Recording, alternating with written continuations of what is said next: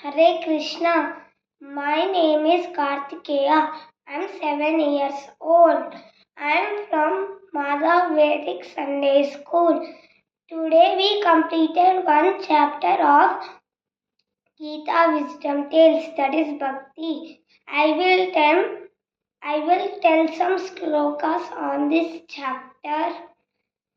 Patram pushpam phalam toyam yo me bhaktya prayachati tadaham bhakti upahritam ashnami pretatmanah चतुर्विधा भजन्ते मां जनाः सुकृतिनो अर्जुन पार्थो जिज्ञासुरर्तार्थी ज्ञानी च भरतर्षभा मच्चित्ता सर्वदुर्गाणि मत्प्रसादात् तरिष्यसि अथ चेत्त्वम् अहङ्कारान् न श्रोष्यसि विनङ्क्ष्यसि तेषाम् अहं समुत्थाता नित्यसंसारसागरात् भवामि नाचिरत्पाता मय्यावेशितचेतसाम् तेषां सततयुक्तानां भजतां प्रीतिपूर्वकं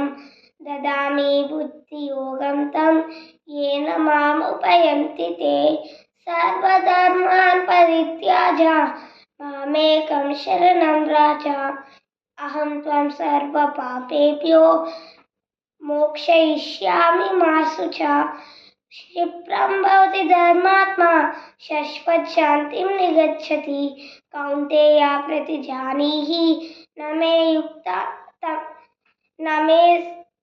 भक्तः प्रणश्यति महात्मानस्तु मां पादा देवीं प्रकृतिम् आश्रिताः भजन्ति अनन्यमनसो ज्ञात्वा भूतादिमव्ययम् सततं कीर्तयन्तो मां यतन्ताश्च धृतवितः नमस्तां च मां भक्त्या नित्ययुक्ता उपासते योगिनामपि सर्वेषां मद्गतेऽन्तरात्मना श्रद्धमां भजते यो मां समे युक्ता तमो मतः.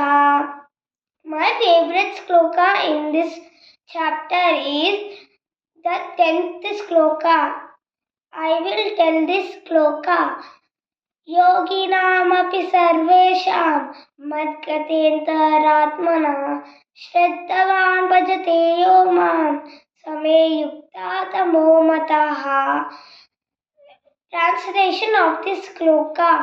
And of all the yogis, the one with great faith who always abides to me, thinks of me within himself and renders transcendental loving service to me, he is the most intimately united to me in yoga and highest of all. That is my opinion.